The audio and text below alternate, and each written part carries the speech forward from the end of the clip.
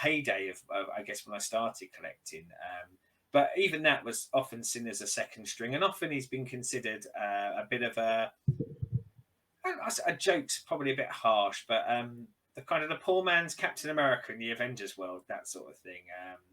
He like in the movies, he was married, but it was a very different marriage story in the comic books. He married someone who was on the team, a lass called Mockingbird, who was also a super spy. But that marriage, and I'm not going to go into that because this is a potted history, but that marriage ended for several reasons, although also potentially didn't end. But that gets into the world of Skrull invasions and potentially him being married to a Skrull. But again, that's a story for a different day. But he actually gets killed off. There's a big story that comes in. Brian Michael Bendis took over the Avengers, and it was really when the Avengers become very big. So pre the movies, but this was the big push in the comic books because I think they knew that these were the characters that they were going with. And he did this kind of shortish story, I think about 4 issues of the deconstruction of what was the Avengers to turn it into what the Avengers was going to be. And Hawkeye got a bit of an oft considered kind of joke ending. He just got blown. He got exploded in a Skrull invasion, and it was a bit of a comedy kind of moment, but in good comic book fashion. Of course, he's back to life, and there's a few sort of scampering arounds in the universe where they do a few stories here and there, but there's not much between kind of his resurrection and this series starting. I think this series really is kind of a re-establishment of him in the Marvel universe, but because I would say he'd been a bit neglected for a few years, I think it gave the writers and the artists a bit of a blank slate to go, we can do something with this guy and we can do something a bit different. But before we go into it, the only thing I did want to touch on is, and when I say comics, that's Marvel Universe, main Marvel Universe comics. In the movies and the TV, you see that he's married with children. That very much leans to the portrayal of him in the Ultimate Universe. We'll probably do something on that someday. So there really are kind of some inspirations in the movie stuff from Hawkeye and comics, but not, I guess, our main Hawkeye.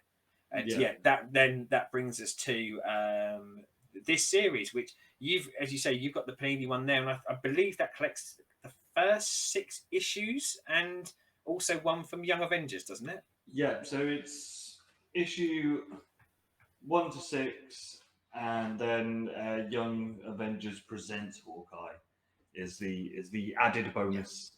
Yeah, and was your, just before we start, just as a matter of order, was your Young Avengers Presents at the end of it? So did you get the 6 issues in the end? Because mine's the other way around. In my one that I downloaded, it does the Young Avengers story first, and then it goes into the Hawkeye one.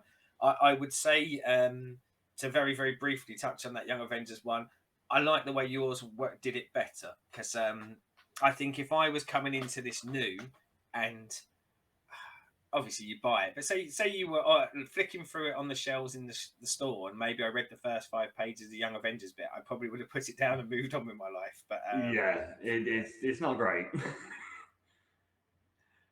So obviously in the film version, which everyone knows, obviously Clint has the issues with his hearing, which they don't play on in this, but I do know is canon when it does come to the comics later on. Yes. But yeah, it is a very different Hawkeye. The Ronin stuff. Obviously, I've seen all the Ronin stuff from the films and bits of that. Not read any of it. Yeah. How does that fit in the Grand Pantheon? So, when I said he gets resurrected, or he's not dead, I'll kind of leave it like that. When he reappears, he does in the Ronin suit, and the Ronin suit, and I really, it's a strange thing when you compare it to the TV show, because as we know with a lot of the Marvel Cinematic Universe and a lot of the TV stuff, they grab from multiple different areas and kind of condense it down into one story or one particular area of story. And Ronin has multiple different people under that Ronin mask, and it isn't necessarily done the way you saw it in the movies. So it isn't Hawkeye loses his shit because everyone got clicked away for 5 years, and then he goes on a kind of kill crazy rampage. It's a bit more superhero-y, and multiple people are Ronin. So the Ronin element of the TV show really doesn't impact this, certainly these 6 issues at all, does it? Yeah. It's a non element in here. And to be honest, from the comic book wise, that whole I went a bit psycho and killed people for a while, it doesn't really come up in the comic books at all at any point.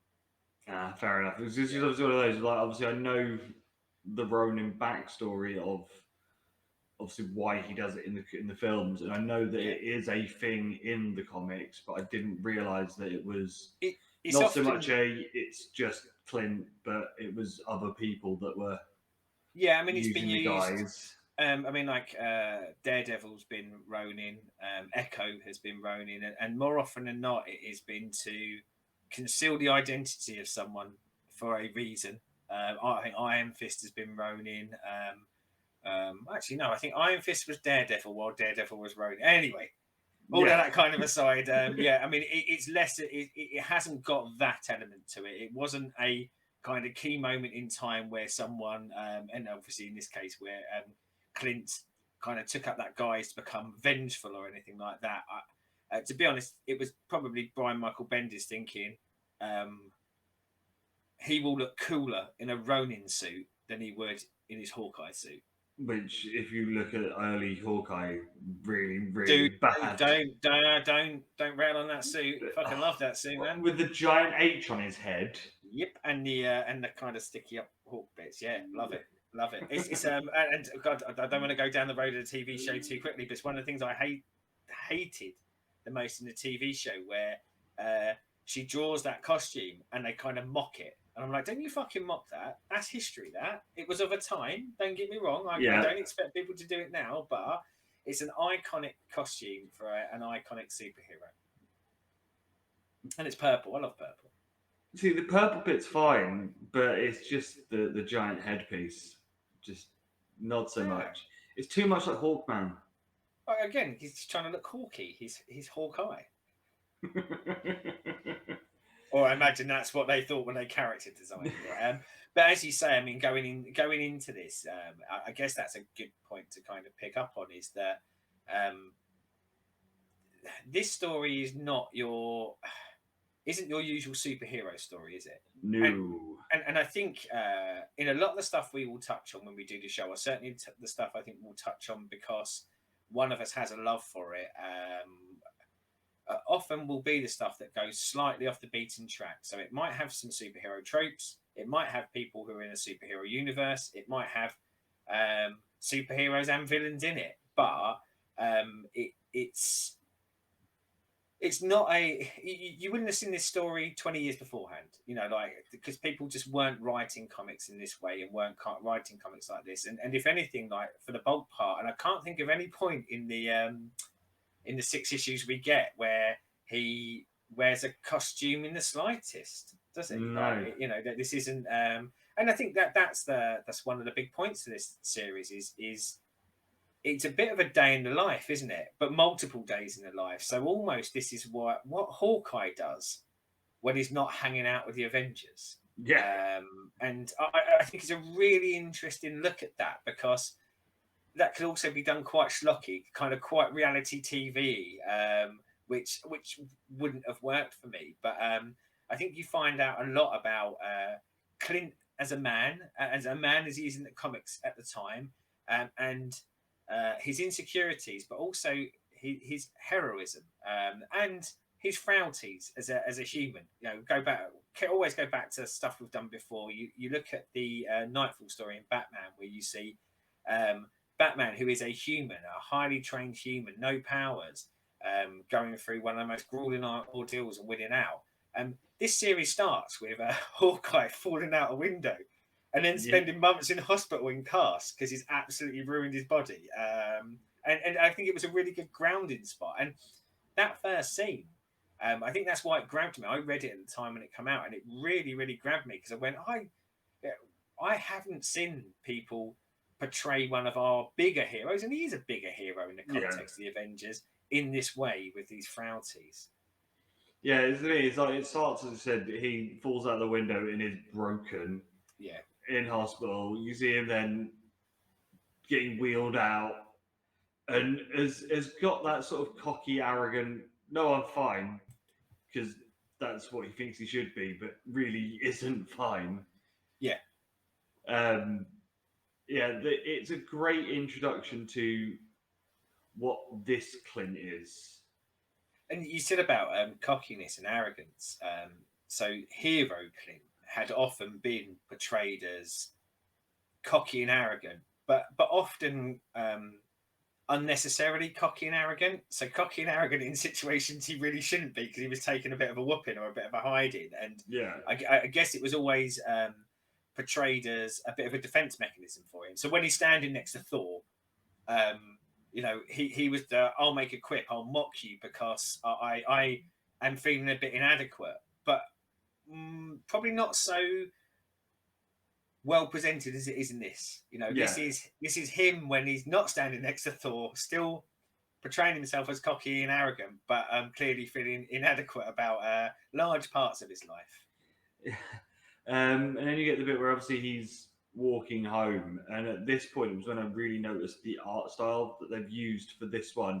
Yeah. Especially the sort of episodes, sort of issues 1 to 5 have a very similar sort of art style, which the palette they use is so good because it is maybe 4, 5 colors. Yeah, and it's a very limited color palette, and colors you don't normally see in superhero comics. We're used to kind of the primary colors and the whiz bang colors, aren't we? But we're leaning really heavily into black, whites, purples, greys, aren't we? And browns and it's it just looks cool because it looks. I know it's obviously Marvel and they're the big boys, but it looks like an indie comic. It looks like something that isn't coming out of the big studios and is. I'm really glad you said it because I'd written that down. I'd said it looks like an indie comic, and again, I tried to put myself back in the mind of me at the time when I probably started to read indie comics at this point, but was still tiptoeing into it. And I think something like this thrust me even further down there because sometimes you need. I mean, I'm often critical of the Disneys and all this sort of stuff, but I think often you need that palatable way to introduce you to there being another world. And the art is. We use the term amazing a lot because we tend to lean into stuff that has good art as well, but.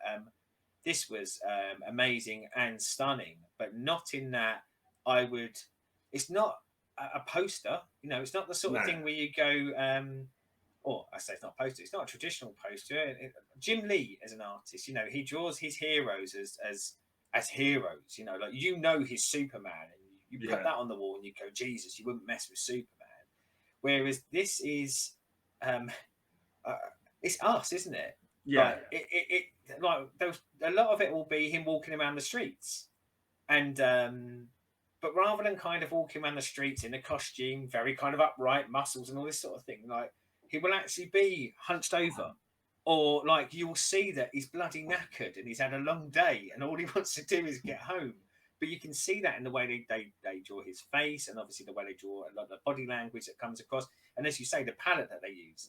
I think it sets a tone, and I'm loath to use the term darker tones. I think if you say the term darker tone, people go, so anti-hero, like that sort of thing. And you go, no, just a little bit murkier, like a little bit more like real life, I think is the truth. Yeah, I hate to use the word because it's not, but it's a more dull colour scheme. Yeah. Because it's just a more dull, mundane, normal. Yeah.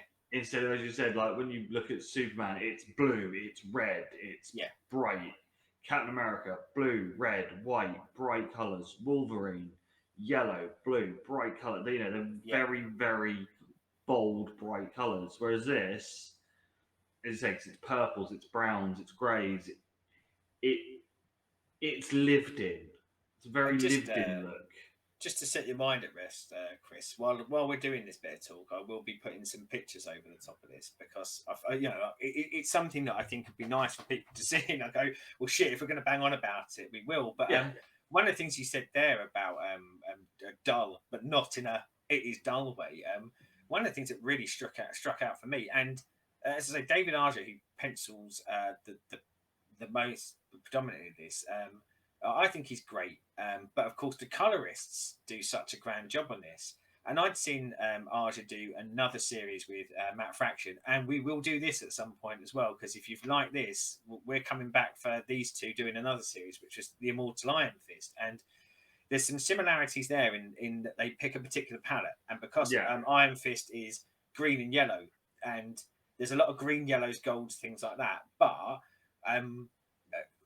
where it kind of knocked my socks off a bit, in the same way as Iron Fist did. Iron Fist is the more polished side for a lot of it, and it fits the martial arts, I guess, movie style that you expect. Whereas with that dullness here, like you look at some of the panels, and you know this is deliberate. This isn't laziness. Like sometimes, like I'm used to in superheroes, those crisp pencils, every line is finished. It just doesn't in some of this, does it? And some of the backgrounds, it's just kind of half drawn, but not half drawn as in you go, half-assed it. Yeah, you could have finished that fucking wall. Like it is that makes the scene. It really pulls you in, and yeah, just a stunning art style.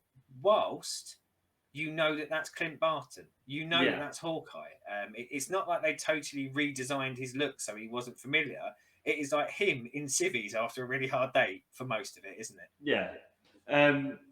Obviously, we get the first look at the tracksuit mafia, who are trying to buy out and evict people out of the house that he lives in.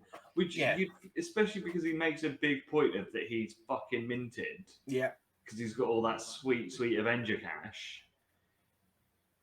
He's living in a fucking shitty little shithole of an apartment. Well, and we talk about like character moments and good storytelling, bad storytelling. I know people don't like that term because of the subjectivity of it, but it is bits like that, as you say. Like he, in the real world, if this was the real world, or in the movie world, he is he's an Avenger. Like he should be living in the Promised Land. He should be living in Stark Tower, but because of the guy he is, as you say, he wants to live in kind of a low end New York apartment block with kind of a random cast of people who are probably just about managing to pay their rent, even pre them having a shitty landlord, because they are just people going out and doing their regular days. And as I say, character stuff. Like, if I'm learning who Hawkeye is from this story, within that first couple of issues that you see that, you go, yeah, he is an Avenger, but he feels like he's not an Avenger. When he's not around them, he's not hanging out with them. He's trying to hang around with normal people because inside that's what he feels he is. He feels he is just a regular Joe, and just really smart decision making on that. And I can't pass on too quickly from the Tracksuit Mafia. So you read comic books, and if you're reading superhero stuff, we talked a few episodes ago about like the best villains, and we talked from even like some of the low end ones, but this is the lowest of the low end, isn't it? I mean, these are the goons that we so often talk about, but they are just goons in tracksuits. They're brilliant. They are, and they're even kind of very. I think in a less talented writer's hands, you would criticise them because you would go, they're just stereotypical Eastern European gangsters. Yeah. But I think he does it in such a way as they know they're stereotypical Eastern European gangsters. They're actually playing up to it because they want to impress each other by being more Eastern European gangster than the next one. And, it's very much like, look at my gold chain. I've got a bigger gold chain. Yeah.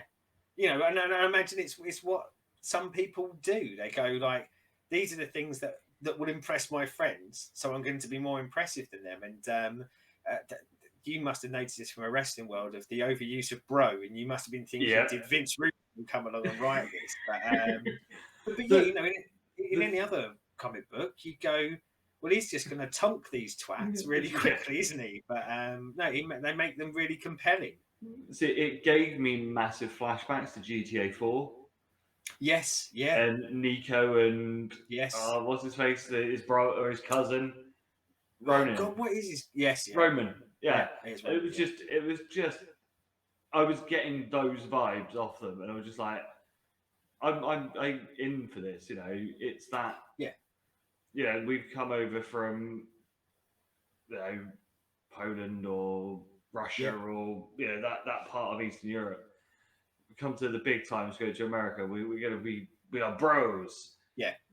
We're great, and Cool. it's just so. Well, you can paint some like of your own stories on it because like it wouldn't surprise me if you could climb into that comic book page and you sat down with those guys off panel that you'd find out that like a couple of them aren't even Eastern European. They just wanted to belong to something, so they're now putting on like kind of really fake Eastern European sort of trappings to get themselves in the group. But yeah, like a great. Bro, a great look, I come, look, I have good chain, very good, yes. Yeah, and you know, there's a lot of that, but as I say, like it's a dangerous like footing to go on. And this was, oh God, in fact, I think I've got it here. What year it was released? I'll bloody haven't. I'll look it up in a minute. But 2012. So you know, we are looking at close to 10 years ago, but not sort of 10 years ago. And people, you know, we're not going back to the 1970s, where it's just like, oh yeah, let's mock the foreigners. Like I come back to this is written really smartly, and okay, it's pointing at some of the trappings and the stereotypes there, but it's pointing at it in the right way. It's saying some people really play up to these stereotypes because they think that's the way that they need to portray themselves to fit in their circle or in their group. I keep coming back to, you start off with the first issue of most superhero comics. Most writers are probably going to go, well, shit, you know, we want the last panel page to be the reveal that like Doctor Doom is here or something like that. But you know, there isn't anything like that. These are the bad guys, and you know, he's got to tackle them. And then obviously the back end of the first issue, a random dog is hit by a car. Clint takes it to the vets and is like, "It's not my dog." Yeah. But then, when the vet's sort of saying how much is going to be for the surgery and everything else, because it's not my dog. My dog. Yeah, it's my dog. Yeah. I mean, I'm a dog lover. I'm not a dog owner. I'm a dog lover. But I fucking love Lucky. As we find out, he's Lucky the pizza dog as he becomes.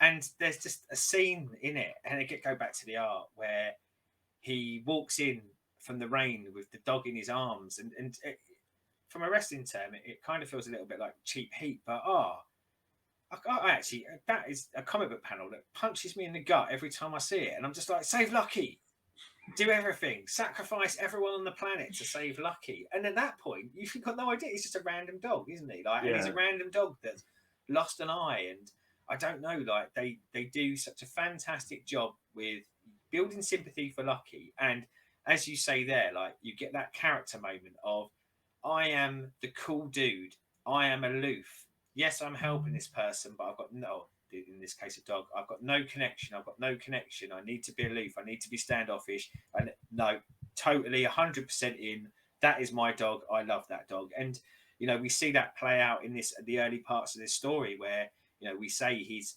living in a kind of an apartment building that isn't the greatest in the world, and you see like random people there, and you know, it is a landlord trying to extort as much money as they can out of the people who live there, but ultimately to get rid of them so that they can then sell on that business to sell on that building to make more money.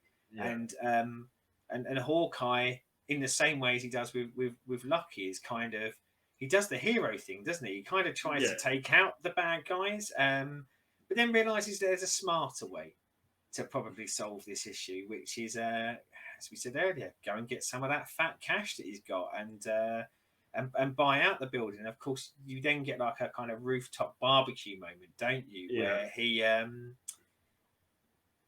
you see the same thing you saw in that Lucky scene, where he kind of he's aloof, he's standoffish, but no, he gives a shit about these people, and Yeah. all he wants to do is protect. And there you go, Bosch. There's a hero. For all that stuff we said in a few episodes ago about what makes a hero, this gets it so right, because you see this flawed human being do heroic things, but not just in the Biff the bad guy on the nose kind of way, but actually caring, and I guess making some sacrifices so that he can help out. I say the less fortunate, but maybe a little bit A-teamy vibes as well. I found with that first issue, it was almost like the A-team have rolled into town and they've helped the local businesswoman who is being put under pressure by the local thugs, and Yeah. that kind of element to it. Yeah, it is very much that sort of. You say I didn't think of it that way, but yeah, it's very much A-team of Yeah, like yeah. coming in, fuck shit up, clear out the arseholes. Yeah. There you go, get on with your life. So the second issue, I can't remember the individual bits of this one because the 1 and 2 sort of roll into each other, because obviously the issue 3 is a set piece issue, so it's sort of easy to remember which one that is. But it's in the second one we first meet Kate, in it. You first, yeah. That's the kind Kate of and pulling Kate into this world. So much like the TV show, very different, obviously, with what we have, and we'll pick up on some of that later. But the first issue is Clint, isn't it? It's kind of setting up Clint's world, and in the second issue, we see that actually this isn't going to be just Clint and Clint's world. Kate Bishop is coming along for the ride, and some very interesting motivations as to why Kate Bishop is coming along for the ride. But again, such a great way of portraying a character and giving them multi layers. Like Clint pretty much says, "I'm not very good at being a human being. I tend to mess things up. I tend to make bad mistakes. I tend to get in the way of myself, and I'm trying to do something here. I'm trying to establish something. I'm trying to protect these people. So I need someone to help me keep on a straight and narrow." And he turns to Kate Bishop. Now, in the comic books, she had been introduced a while before this, and is a member of a superhero team called the Young Avengers. But the only real connectivity she had with Hawkeye is she'd taken the Hawkeye name, and at a certain point had stolen Hawkeye's some of Hawkeye's stuff, some of his arrows, and then later was given more of that stuff by Captain America when the Young Avengers started to prove themselves. But she'd had no major connectivity with Hawkeye. It's not like they'd been hanging around for years, or that she was like a trainee of his, or anything like that. This is the one bit where we'll sort of mention the TV show. Is obviously in the TV show version, it's very much she's the wannabe young apprentice. Yeah. Whereas when we first see her in this, I wouldn't say equal, but is near the same sort of level of Hawkeye, and there's that level of respect there already. Of she knows what she's doing. She's not. She doesn't. Certainly in this, I don't think she doesn't kind of have that fangirl element. She's not like, oh, here's Hawkeye, here's the hero, swoon. She is I'd say a lot more aloof and confident in herself. She is I can fire arrows too, and probably better than you as well at certain points. And I wouldn't even say competitive. I'd just say she's her own person, I think, more so in this, rather than an extension of the Hawkeye character, should we say. Yeah. And the thing is, with her, I find her much more likable in the comic book than I did at any point during the TV show. And interestingly enough, like in the comic book, when they certainly I'd say around this stage, like she's supposed to be not likable, but she's likable because of that. Like she is, I guess, got some entitlement to her. She had led a good, a rich upbringing, and there is. I'll go back to aloof again. She is very much portrayed as an aloof character a lot of the time, but a heroic one. So, but yeah, I'm with you. The Kate from this time in the comics resonates a lot better with me than the Kate that I've got from the TV show. Yeah. Obviously, we get more of the shit with the tracksuit boys.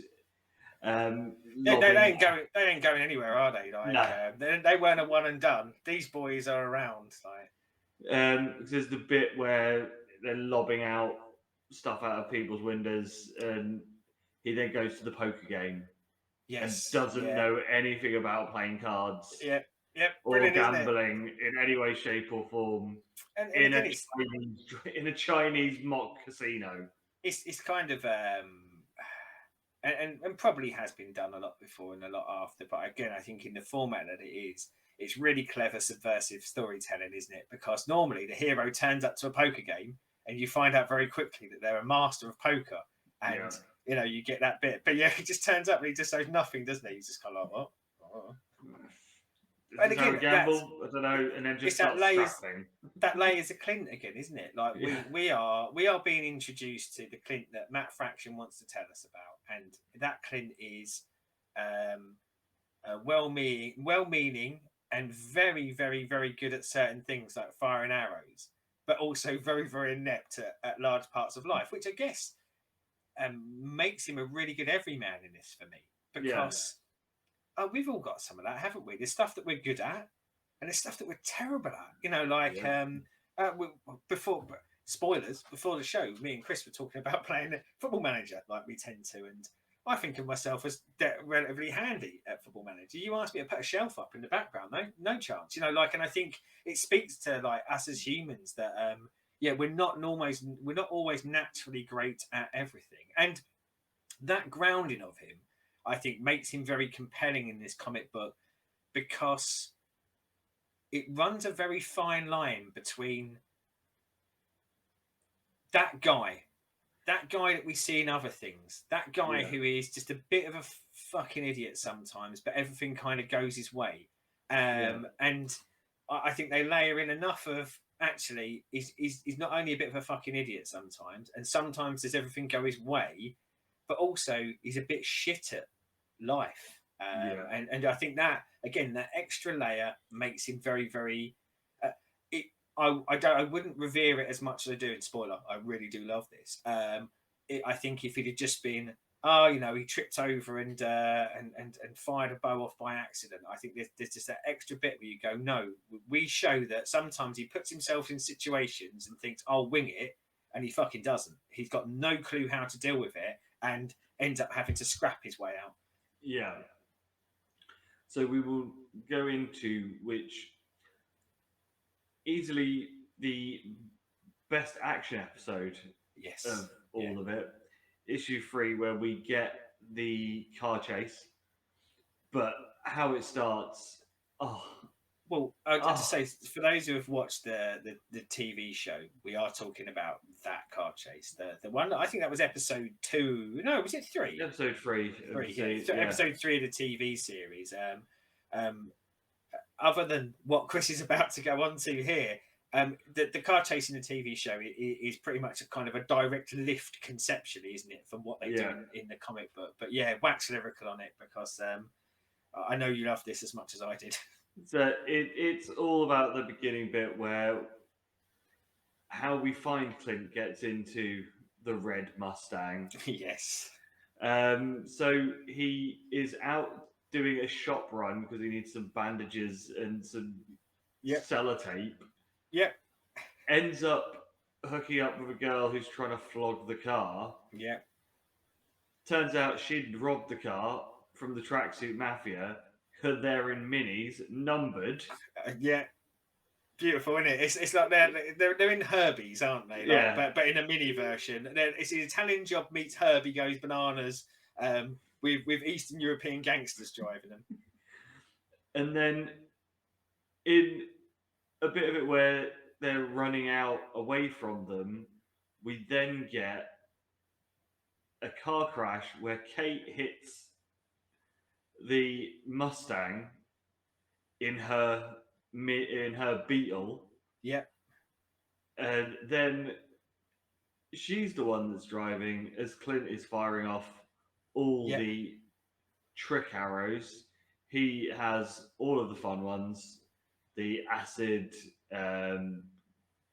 garrote wires, Yes, yeah. explosive arrows, all of the weird and wonderful fun things that they have.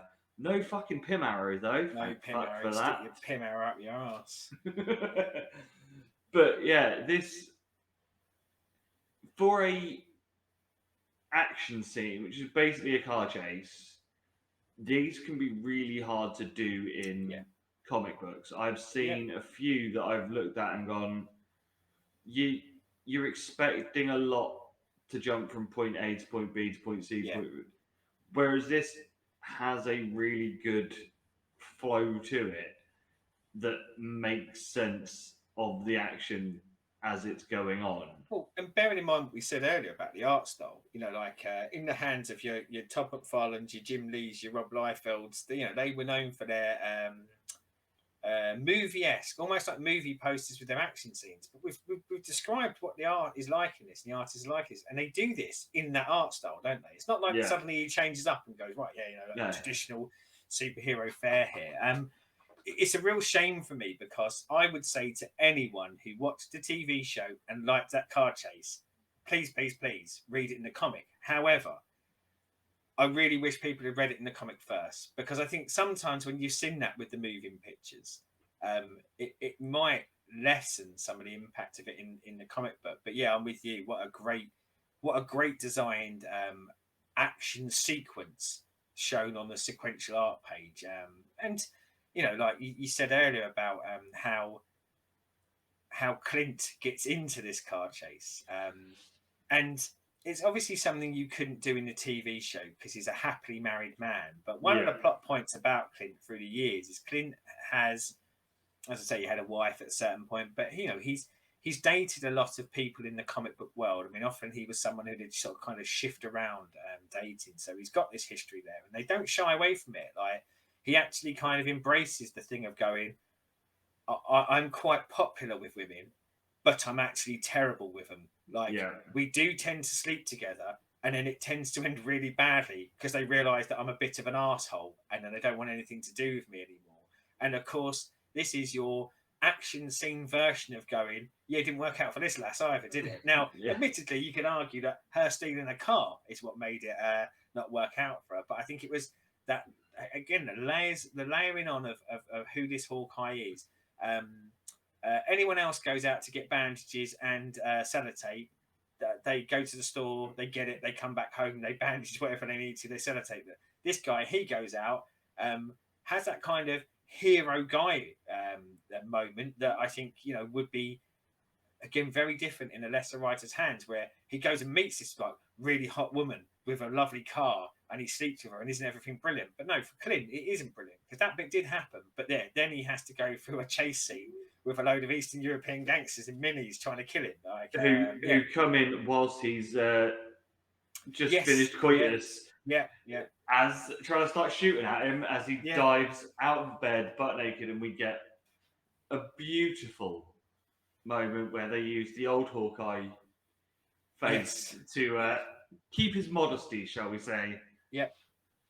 And again, smart little things like that, like we always talk about Easter eggs and things like that. But yeah, what a brilliant way of doing that. He just popped that in. But yeah, and I mean to pop back to we said about the framing of how this gets into it. I mean, it also helps to kind of reinforce this connection between him and Kate, because when he gets Kate in, and there's a question mark around why does he want Kate to be kind of his companion on this part of his journey.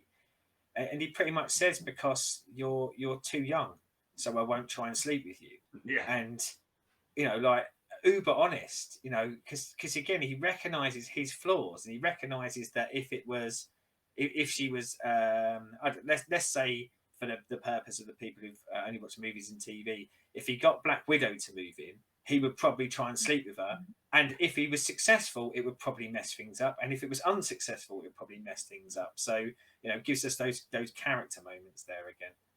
yeah, And Kate's like a parent to him already, isn't yeah, she?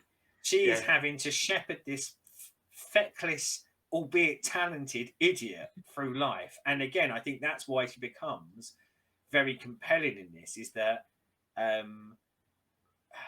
you feel for her because you go, on paper this should be cool. You're living with a superhero, but I can see that this is a right pain in the ass for you because you're having to clear up. It's again like having a kid, isn't it? A young Yeah, kid, a charming young kid is what Clint is to her. yeah, and it's to do with this. It's very much at this point you really do start seeing that sort of, as you said, parenting of Clint by Kate. Yeah. Um, the end of this one, again, really good art is the drawing of the fucked car at the end. Yes. Yeah. Yeah. Because it just goes, oh look, that was a really nice Mustang. Now it's fucked, and her then trying to still get Clint to buy it off her as she's off to the airport to get away from the tracksuit mafia. This would have been one of those. If I'd have seen this as a single issue, and if I was buying them in the day, I would have probably picked it up without having read the rest of the run at that point and Yeah. been all in on it. Yeah, and you know, like I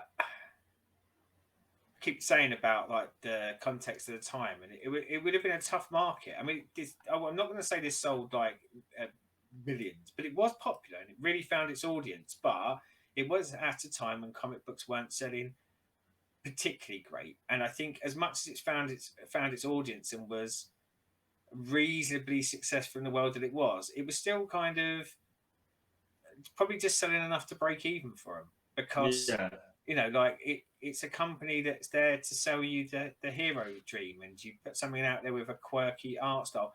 Before we go on to what happens next in the story, I talk about quirky art styles.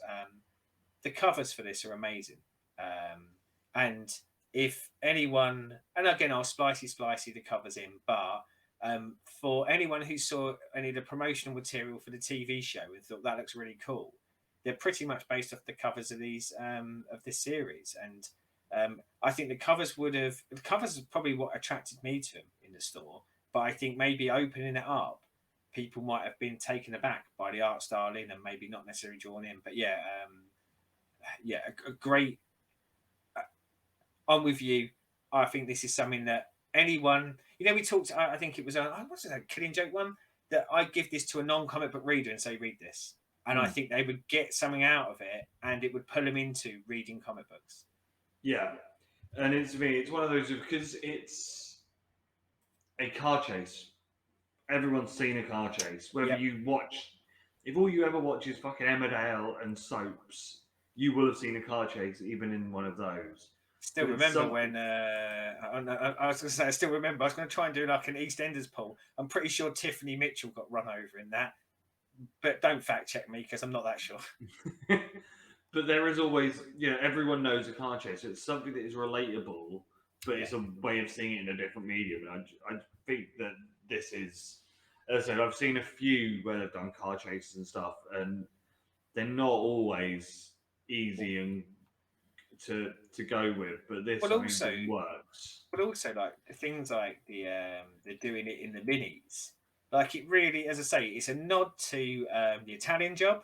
Yeah. But also like kind of like, you know, like with the Beetle coming in, as I say, it's got that Herbie vibes to it. They knew what they were doing, but not in a cheap, shitty way. It was kind of like, yep, you've seen a car chase, you're familiar with these sort of things, so let's pull these things into, I guess, grab your attention initially, and then away you go. We're going to present it our way, and yeah, they're cracking, absolutely cracking.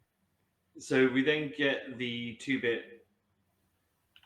issue 4 and 5, which is the only one that is very obvious with the fact of it's a story that continues massively over two issues, where obviously the others are very much standalone and could be consumed on their own. But this is definitely the one that's the story arc, which is the one about the tape, where there is a tape that's gone out of a murder of a diplomat on an Avengers mission.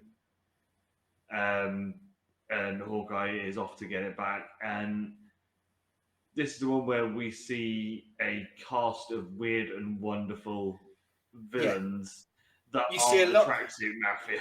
You see a lot more of the Marvel universe, but you see him in a different way, don't you? You see him in ways that maybe you're not so familiar with. I mean, they have like things like the auction and the party, but rather than it, I mean, they're all like a lot of them will be dressed up in suits and stuff like that. But it felt a little bit more like the conversations they would have off in between panels Yeah, of a normal comic book.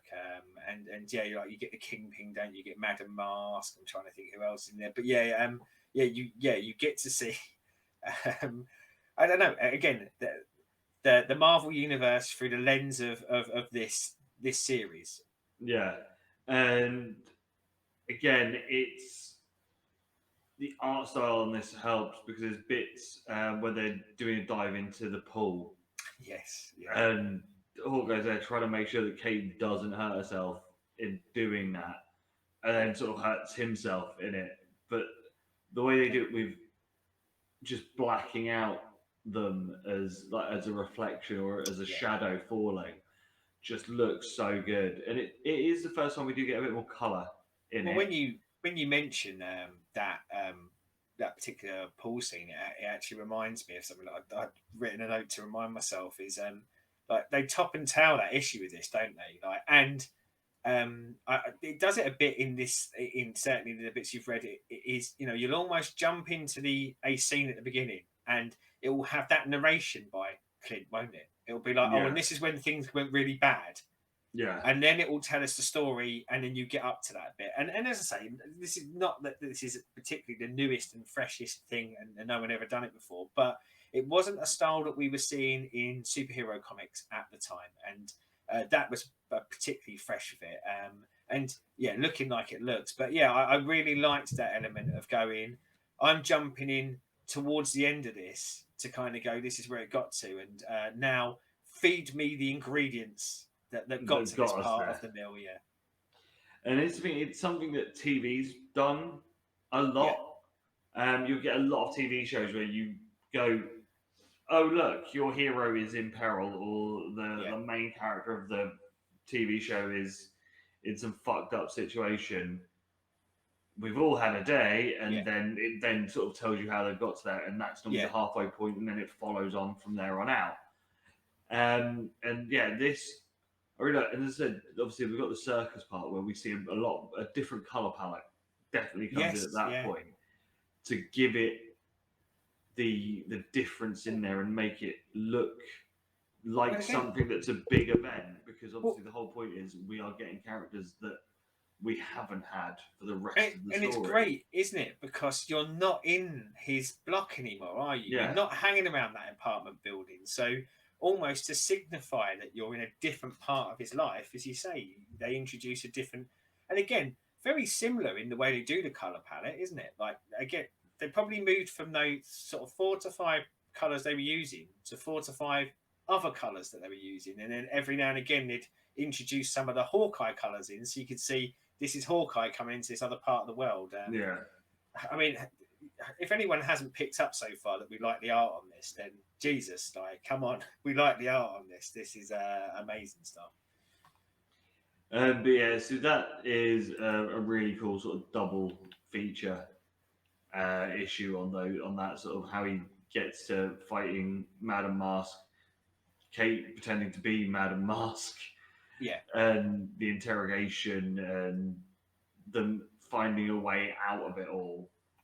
And then we get a I complete was going to say very quickly on that. I yeah mean, potentially, like, this is tiptoeing closer to superhero fare, isn't it? As we said, it's got the bigger cast and there are more kind of recognizable villains, but it feels more.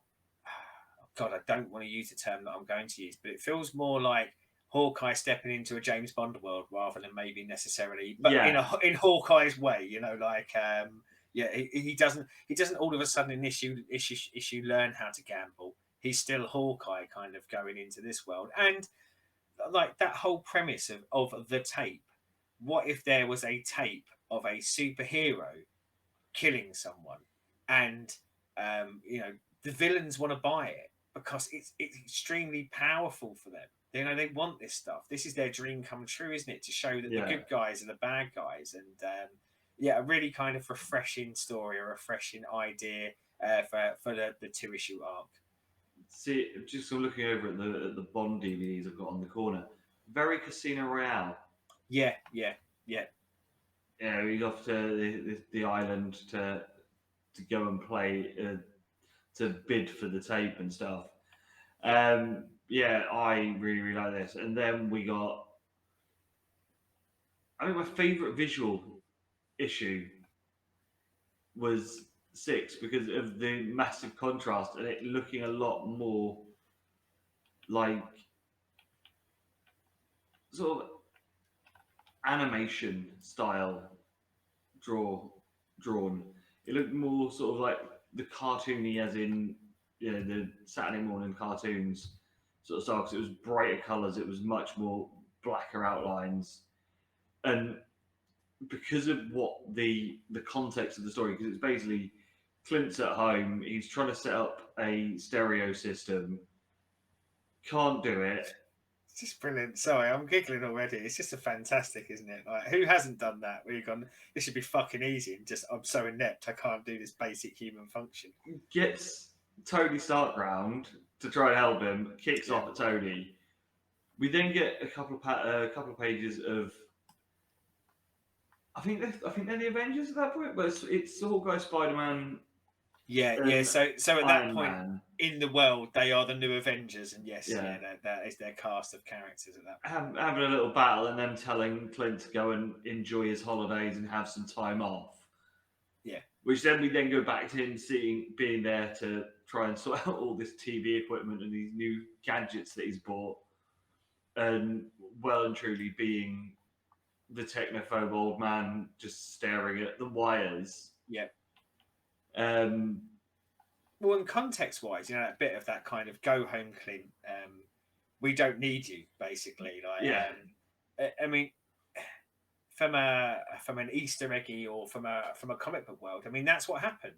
As I said, Brian Michael Bender's come in, and certainly the feeling was is that he didn't really like part of the story that he did is he culled a load of the people who had traditionally been Avengers or were in the Avengers at that time to then move on to what he wanted, which was a new Avengers, which was bringing in Spider-Man, Wolverine, Luke Cage, characters that he liked.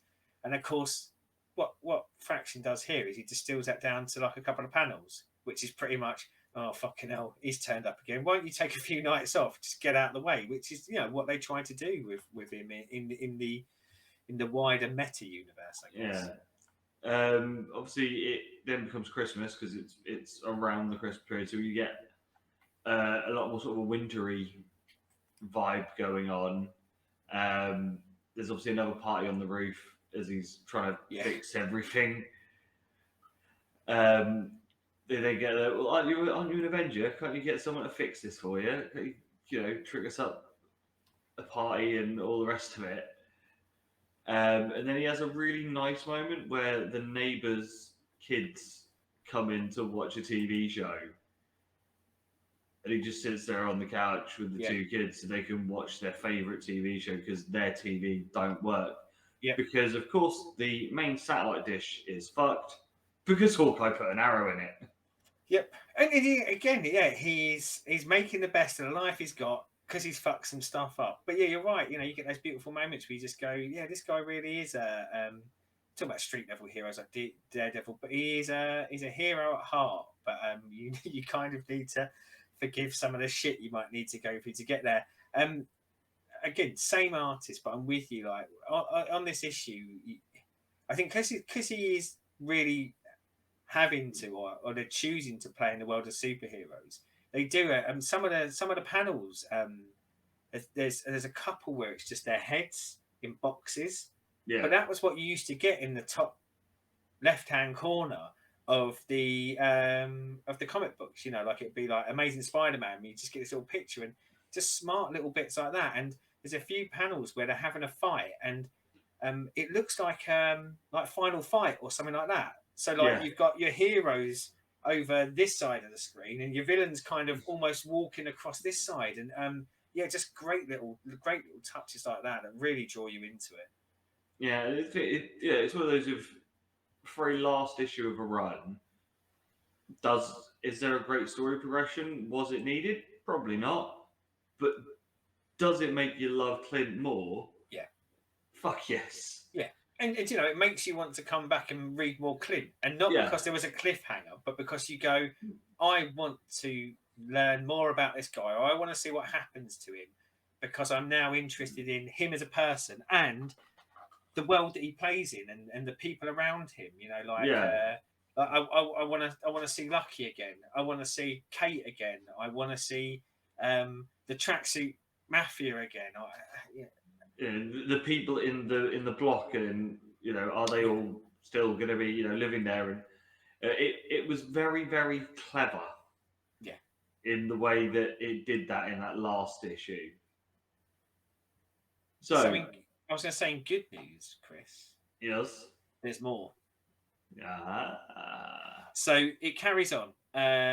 Fraction and predominantly David Archer, who's the artist, they stay on there for longer. So there is more. So we will get to more. There is more after that as well. So they do move on. They go on to do. I'm going to say they go on to do other things. We'll get back to David Archer and what he goes on to do or not do.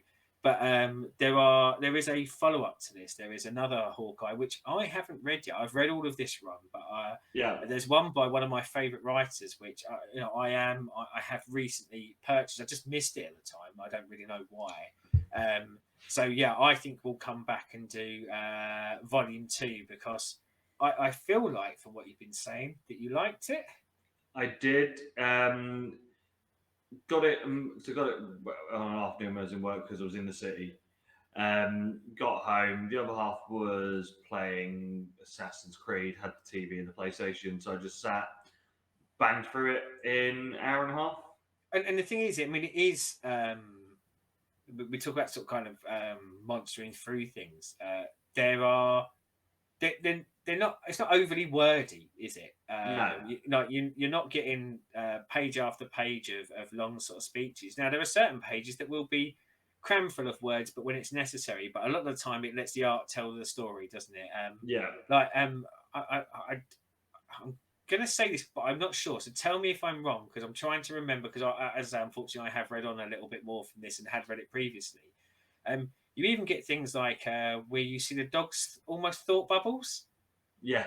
Yeah, and stuff like that. Just again, little sort of tweaks and nice little art moments for you. But you know, like Clint will be banging on about something, and you'll just above the dog's head, it will be like the sign for a toilet because you know he needs a wee. There'll be a sign for a sausage because he wants to eat, and that sort of thing. And quirky kind of little bits like that. But yeah, it does go on, and I will say that for me, it doesn't get weaker. In fact, it gets stronger. It is a fantastic run, and I said earlier, it's a revered run, not just by me. It is loved by comic book fans. The artist David Archer, he won Eisner Awards for this, and Eisners are the kind of the equivalency of Oscars, but he won for I think for the straight up art, but also he won for cover artist. Now, what's probably quite interesting and may intrigue you for us to have a look at this somewhere down the line. But the year that he won the Eisner for the art on this, he didn't win it on his own. He tied with someone else. So there was someone else who was considered to be doing as good a job on art that year on a comic book as this. So I've scrolled that away for one side for possibly for something for you and I at a later date to get to. But yeah, this is brilliant for me. We saw earlier. I mean, it didn't make my top 5 ever, and but do I think it would make my top 100? Yes. Do I think it's fantastic? Yes. Sometimes I think the idea of something making the top 100 seems insulting, but I go back to there have been 70 years of published comics. There's a lot of it Yeah. out there, so making a top 100 is actually really good, and I actually think it would probably be somewhere in my top 20. But yeah, I cannot recommend this highly enough to anyone who wants to tiptoe into comic books, but is a little bit afraid that they're for kids and kids only, Yeah. and they don't want to read something that's for kids and kids only. This isn't for kids, you know. This I couldn't imagine giving. Like, I couldn't imagine you giving this to Will and expecting him to not understand it, but to kind of fall in love with it like we did with stuff as a kid. If that makes sense. So that being said, last weekend when Will was here, he did read it because he knows of Hawkeye and Yeah. he'd watched a bit of the TV series. He's been watching it, and he read it and went, "It's better than the TV show." Oh, I love that boy. I tell you what, your lad's a good one, isn't he? But yeah. But it's the thing. It's like you can give it to kids. It's not, one of those. Oh It's yeah. like when Yeah, we're I don't saying want it's anyone not. to think it's too mature for kids, and I don't think there's anything in there that crosses any lines or anything. But yeah, I feel like this is one I would hand to a grown up because I think it tells grown ups that comics can be for grown ups more Yeah, than it's more. It's more aimed at an older audience because of what they're trying to say.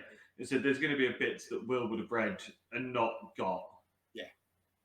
Well, he And doesn't get the haggard, downtrodden thing that we've had to go through. Like he's still positive about the world and thinks it's going to be a good place, whereas he hasn't had like 15 plus years of the grind of working to destroy his soul at this point. So he won't pick exactly. up on that side of it.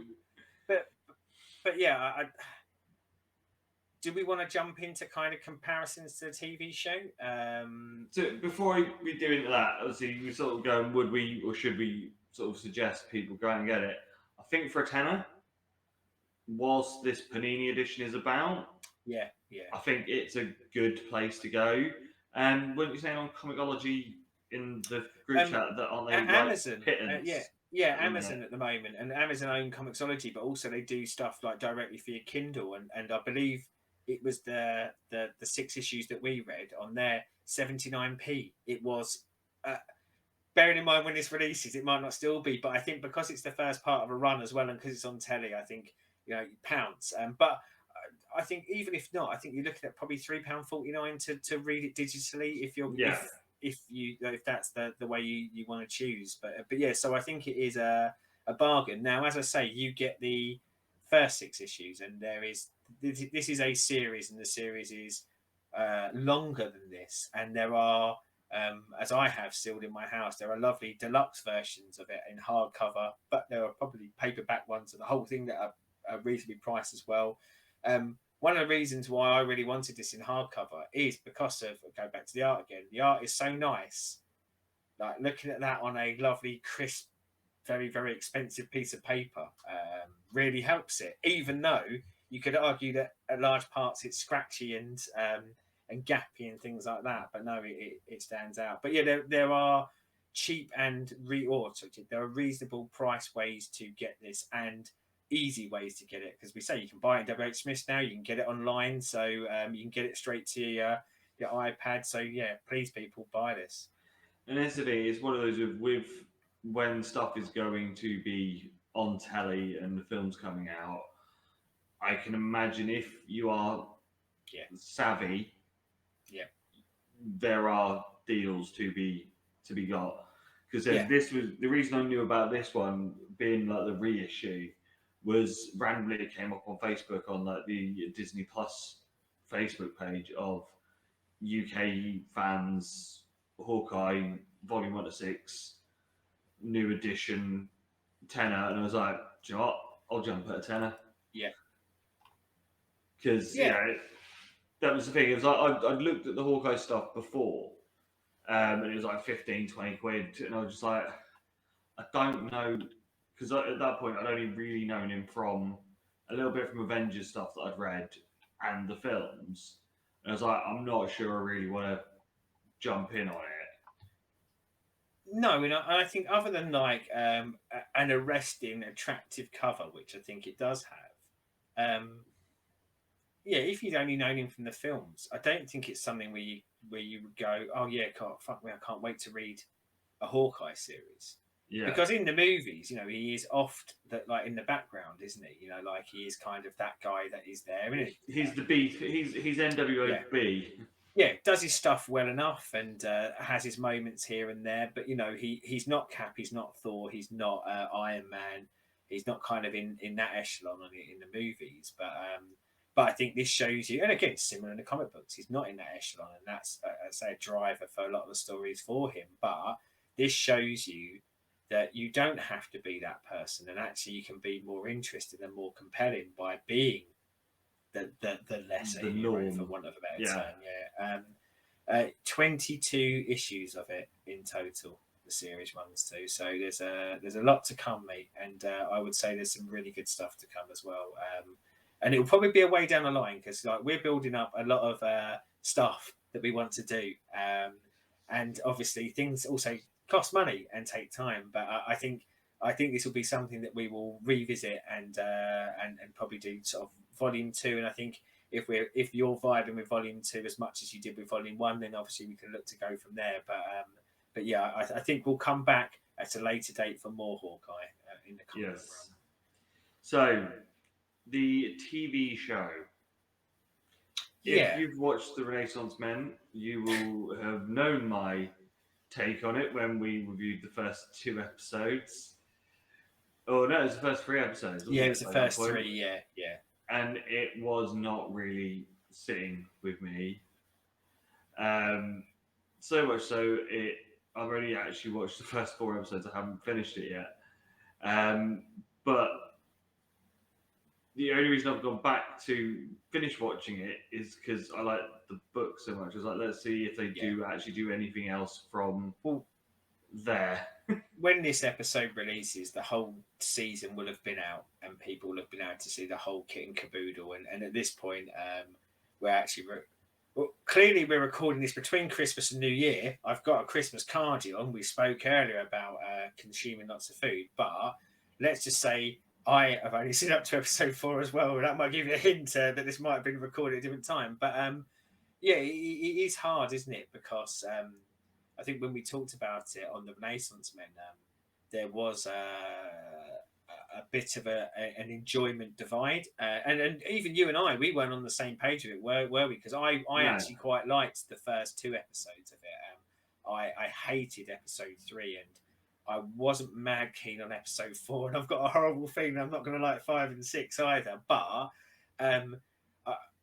some of the discussion point was around. Well, you've got the context of the comic book and you're comparing it to the comic book. And we've said this before, sometimes it is very hard. When we talked in the last episode about the Killing Joke, we watched the Killing Joke animated movie because we loved the Killing Joke comic and we were actually doing it to directly compare. I didn't really go into this show with the idea that I was going to get to directly compare. I didn't think we'd get the Tracksuit Mafia. I didn't think we'd get Lucky the Pizza Dog.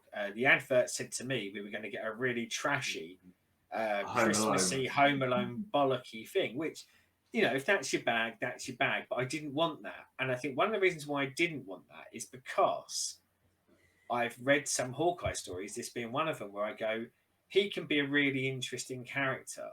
And so much more than just the fire a trick arrow hero that he can be. However, where the comparison is unfair is he isn't the Hawkeye in the comics. So all that we said about that issue 3 and how great that is, and him living in the TV show, they do kind of live in an apartment building, don't they? But it's Kate's apartment, so they clearly are trying to lean into some of that stuff. They know that this stuff was good and well done, but the universe you find yourself in isn't conducive to telling the story that we are reading here. So if you put that to one side, they can't tell that story.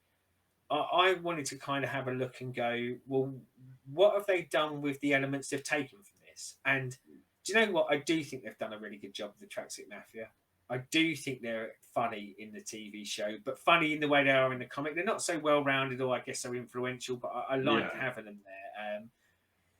And I like Lucky the Pizza Dog. I do. I think that they're the 2 things that really carried me through those first couple of episodes, because I was just like, wow, I didn't think I'd ever see these characters that I loved in this comic that isn't Avengers #1 that sold 3 million, that sort of thing. Yeah. I didn't think I'd ever see these on my screen, and you've done it, and you've done them well. However, I think a lot of the trappings that are in and around that don't work for me, and what I'm now finding is the things I've liked. The things I've liked the most in Hawkeye are things that are taken from this. But even some of those are starting to feel a bit cheapened now because they cannot do the interesting things they did with it in this because they are limited by where they are in the world or in the cinematic universe, and it's hard to watch. Yeah, I was going to say it's that problem of if your source material isn't in line with the other Yeah, source material, you have to make changes. And I get that, but it's too much of a change of the main character because you said yeah, our Hawkeye here in yeah, this is single, horny, and a yeah, fuck up. yeah, The Hawkeye in the TV show is a family man who loves his family, who is just desperate to go home, but has a yeah. devout sense of loyalty to not leave people in a shit position. Well, and the thing that I guess is his peril, rather than being bad at being a human at this point, Yeah, his peril is that he's taken a bit of a kicking along the way. So he's got the problem with his hearing at the moment, which is impacting his ability to, let's say, do his job as a hero. Whereas in the Hawkeye comic we're reading, the thing that's impacting his ability to be a hero is his ability to be a hero. Like it didn't take kind of a physical manifestation such as to kind of put him in that boat. And yeah, like this. Uh, and again, the first three episodes I'll particularly focus on. This frames it in the he his sacrifices. He has to wants to get home to his family for Christmas, yeah. but because he did some bad things as Ronin, he and Kate Bishop kind of fumbles and bumbles into being to finding the Ronin suit. He now feels kind of compelled to make sure that she doesn't come into strife. So it's that balance between the I want to save the innocent, but I don't want to let down my family. And So it's a is it to it, me? Have they 180 the two of them? sorry, Have they 180 the two of them and made yeah, what we've had as Hawkeye more what Kate is in the show, yeah, I think so, yeah, yeah, and the yeah, parentiness of what Kate is to Hawkeye, yeah. which makes her an Well, interesting character and compelling. and that kind of framework, like the I need to get back to my family, but I've got this really important thing I need to do. I mean, we've seen millions, probably at this point, stories told like that, and not all of them are bad. Some of them Uh, are really good, but every it, film it, on Christmas 24. it feels like a very cheap storytelling technique, and I think you have to make something amazing to get that to stick. And I see the efforts that they've gone to here, and I go back to Smart.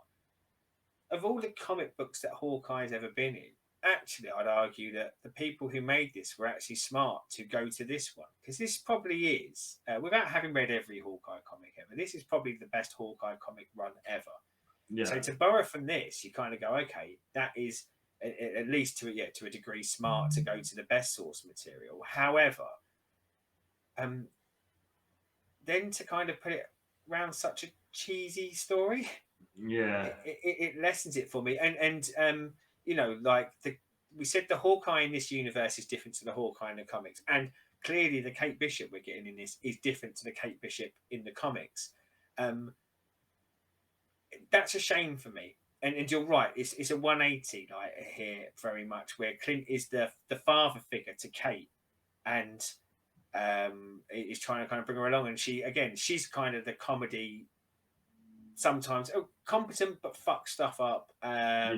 bumbles along a little bit and stuff like that. And you know, outside of the comparison to the comic, I mean, that's one of my biggest problems with the show is I find the Kate Bishop character um, either unlikable, or I find it very hard to like, because she has been made into what I'm now scarily seeing, the more that is released, is the absolute archetype of Marvel cinematic or TV universe characters.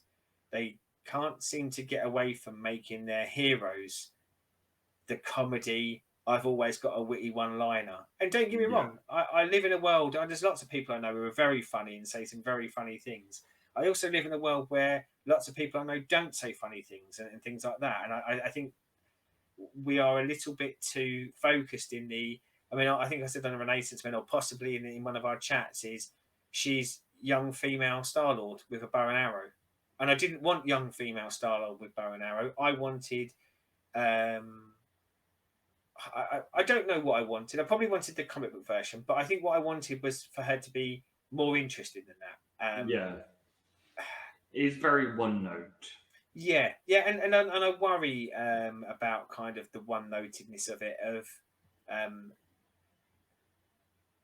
the last few Marvel projects, I've struggled through a bit, but I think that has been my primary struggle of going.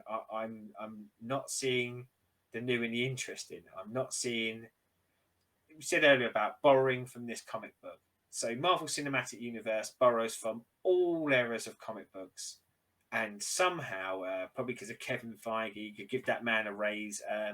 He managed to knit together a lot of disparate stories into a cohesive universe. Yeah. Whereas sometimes with things like this, I think it's just like, well, borrow that bit from over there, borrow that bit from over there, and it doesn't necessarily make for a very cohesive thing. And fuck off setting it at Christmas just because you're releasing it at Christmas. You know, we saw in the comic books, we have that episode where they have the Christmas moment. And again, I'm sure that's what went through their head, but that was a Christmas moment in an issue. That wasn't a look at our story. It's all about this person trying to get home for Christmas. And it's just pish for me. Like, but I did love episode 1 and 2. So I am very much on the fence with it.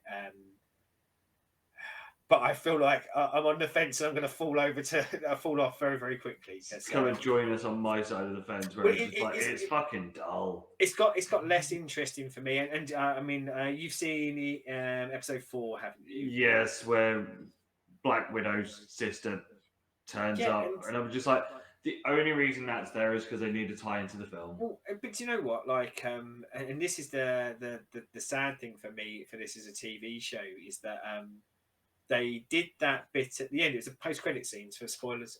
Post-credit scenes for the Black Widow movie, and she is approached, and it's pretty much: do you want to get the guy who is responsible for Natasha's death? Now, bearing in mind she's a highly trained assassin. Okay, in that movie they show her as having some quirkiness and personality, not quite so Star-Lord, but a bit of that with it. And you go, oh, do you know what? That'll be interesting if the Hawkeye TV show is about the new Black Widow going to fuck him up. But we don't get that. We get 3 episodes of or 3.5 episodes of twee Christmas story, but with some of the good stuff borrowed from this.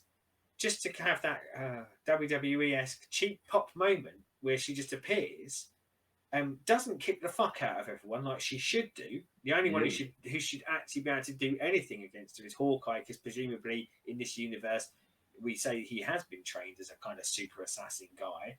And then takes the mask off, a little bit of japesy, and I haven't seen 5 or 6 yet, but I'm pretty sure they'll all be fucking mates by the end of it. And I go, oh, what a shame, because you could have done something really good here. You could have brought her in and actually had her on a Korean-esque vengeful mission, and that could have been really fucking compelling. And you want Hawkeye down and out in this building. You want him to be away from his family. That's why he's away from his family, because this lass knows he's got a family, so they have to go into hiding. And then you see him the peril of him having to kind of live without his. And then you bring in a Kate Bishop to be his company during this and stuff like that, and you don't turn her into a twee wise cracking twat. But yeah, just full of missed opportunity, and they had the nuggets there, and that's the bit I don't like. They laid the nuggets out, but they haven't followed through on it. But in a couple of weeks' time, when I've watched 5 and 6 and they're fucking brilliant, and I'm decrying this as the greatest show I've ever. Although I think people who have watched this and watched Renaissance Men know that I certainly at least try to give a balanced of if something has 3 good episodes and 3 bad episodes, at best it can be average, because it's had 3 bad episodes. It doesn't matter how good the fucking end is or the post credits are. If half of it's bad, then it can't be considered really good, can it? No. Yeah. So it's one of those. Not been a fan of it so far. It's just. I think it's too tropey. It's very much too tropey of Yeah. everything we're getting with Marvel under Disney, and Yeah. yeah, the only one that hasn't been like that was WandaVision, because Yeah. even Loki was tropey, but Loki's a character that I love and Yeah. had enough comedy in it that kept me interested, but it And was again, very tropey, and this is falling into that, as did Winter Soldier, and Falcon fell into the it thing as is, well. the thing is, I do understand it because obviously they are. I mean, Disney didn't get where they are just by drawing a really catchy mouse once. Like they do sort of tap into that sort of zeitgeist mentality. I think for me, like the One Division, as we know, I love. And going back to the movies, like I love what they did with Guardians. I don't want it to be misconstrued that I don't like Star Lord when I criticise everyone as being it's just another Star Lord. But I think that's because Star Lord was really good. Yeah. Like, they did a really good job of giving us this kind of japes that like really doesn't take the world seriously, even though he's out there in the universe doing these crazy things. And I think there have been some real tentpole moments in the Marvel Cinematic Universe where they've tried to do, they're staying within a degree of the formula, but they're also trying to tell some different styles of Shang-Chi. Like I think bringing in that martial arts element, and not just because I want to see people do kung fu, but I think there was enough, like martial arts and Eastern philosophy in there that you go, yes, you're trying to do something interesting in there. But Ragnarok was another one where it yeah, was just again bringing in interesting fun. creators, though, isn't it? You Yeah. bring in interesting creators with an interesting idea, and you say, okay, but during this story, you have to get us from point A to point B. But how you get there is up to you. But we need this and we need that. Whereas some of the stuff, it falls into that formula too much. And I think I take that. Comic books are a very wide and varied art for consumption. But I kind of want went back to like the art style of this and maybe the writing of it. It felt quite indie. And I think that's what I want in my superhero cinematic TV universe is maybe generic summer blockbuster action, generic summer blockbuster action with a bit more humour. Then give me my more indie, more thoughtful bit. On Then the TV you can, series. but then you can have another generic and stuff like that. I want a bit more of a varied product, and I feel like we've gone a bit like homogenized at the moment. And this is unfortunately another kind of homogenized version, and it's drawn in some stuff that I really like into it, which is lessened it a little bit for me. But do better, Disney. So that will do us for this week. As always, I'll do this for this year, Chris. We'll be coming back, and it'll be 2022. All the twos come back to hate us. So, as always, like, subscribe, ring the bell, share, tell your buddies. We've got nothing better to be doing over this festive period. You're going to be nursing a massive hangover on New Year's Eve or New Year's Day. If you've got any vouchers for Christmas, punt them towards getting a Hawkeye, but obviously Killing Joke as well from the last one if you haven't read that. But spend your vouchers. Do they even do vouchers anymore? I'm saying that. I presume they do e-vouchers at the very least, don't they? Yes. So it's one of those we will be back in the new year. As part of the new year, we will be introducing a new segment to the show going forward. Not breaking down like we have today, but we will be having a discussion of what we are currently reading. Yeah, bit of light touch, wouldn't it? Maybe to kind of give you guys who are watching this kind of an idea of the sort of stuff that's on our radar that we're consuming at the time, and I guess any of that stuff, if we fall in love with it, it may well become a bigger episode later down the line. But yeah, kind of keeping you up to where we are, what we're doing in the comic book world. So anything interesting that we read that we go, yeah, you should try this, or anything that we start reading and go, nope, avoid like the Rona. So no idea what the first topic of 2022 will be yet, because we've not thought about it. No, we were so keen at getting these couple of specials in that we didn't. But I mean, like I said earlier, we've got like a lot of ideas, and I think Other than the 8 years it's going to take us to read Nightfall Part 2, I think most of our stuff we don't need a lot of prep time for, if that makes sense. Like, it's not like we've got one of our passion projects is to read every Marvel comic ever released and then do an episode on it. Call it on the fly. First episode of the year, another top 5. Yeah, I think so. We quite like doing them, don't we? We find them quite fun, and we hope that people like listening do find them fun. I think I've always been a bit of a boy for lists, and I like a good top 5. So we'll start the year off with a top 5, but we'll put something out probably on the Facebook group over the period of going. This is what the top 5 will be, and then maybe if anyone's got any contributions for the top 5 in advance, we can chuck them into the show as well. Yes. But as always, thank you for listening. Thank you for enjoying the show. Thank you for being a friend. Da, da, da, da. I just sung, and I'm going to put this out. I'm not even going to edit that because it is the second best theme tune ever, as covered in the top 5 theme tunes episode we did on the Renaissance. And if anyone doesn't know what it is, you're fucking dead inside. It's the Golden Girls. I'm dead inside. Oh, God, come on, man. It's beautiful. It's only surpassed by the Prisoner Cell Block H theme tune. But as I was going to say before you started serenading us, obviously this is something that we started on a whim earlier this year. We fucking enjoy doing it. We do. Obviously, any feedback would be wonderful, so we can go into next year with ideas of stuff that you want to see from us, topics you want to know, lists, top 5s, anything that you want to hear, what we want to talk about, give us a shout so we can do it. Because as I said, we have a Google Doc that has got all of our random ideas on. This shit ain't going anywhere anytime soon. So yeah. I reckon even if we win the lottery, Chris, we'll go off to a little island somewhere and we'll just carry on doing this anyway, won't we? Just on our little island.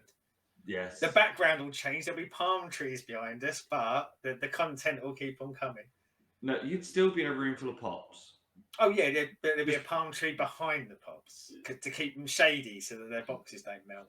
Just in a nicer location. Yeah. And then we wouldn't have to work, and then we can read more. Yeah. And we could do more. It would be nice. I think if there's anything I've learned in life is that yes, I do have to work because it pays for things like comic books and doing the stuff I enjoy. But fuck me, work enough get in the way of doing the things you like, doesn't it? Yes. So as always, we have pop shows on a Monday, cult games on a Wednesday. Yeah. Upcoming Fed ECW tapings. Yes. My new baby that might be out by now, but I think that will be a New Year thing. So you're right, it will be upcoming in the new year. So for anyone who's watching this, who's a comic book fan but also likes wrestling, I'm gonna have an attempt at fantasy booking a wrestling company using a wrestling game. So if that floats your boat, come on down because it's been an interesting experience talking on my own again into a microphone about stuff. I try to avoid Jimmy level accents, although I will confess, I think in episode 2, there's a bit of accent work that happens. So I'm tiptoeing into that. Obviously, we have Stu who puts out his session gaming. The wonderful run over Christmas, an advent of him and the little egg. Yeah.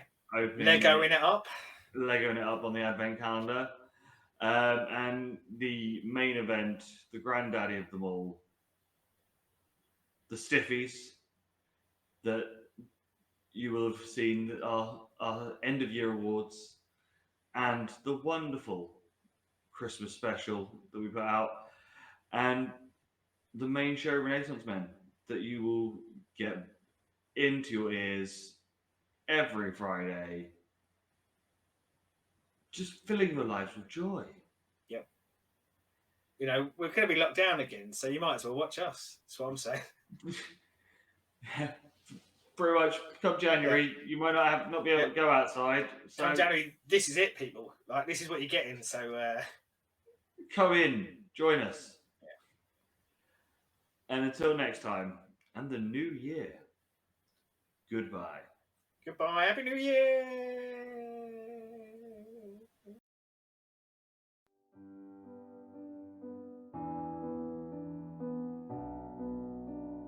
Thanks for watching, and just remember, you can join the Cult of Egg by liking and subscribing to this YouTube channel. We release regular content where we talk about all things geek, all things pop culture, and all things that we're interested in.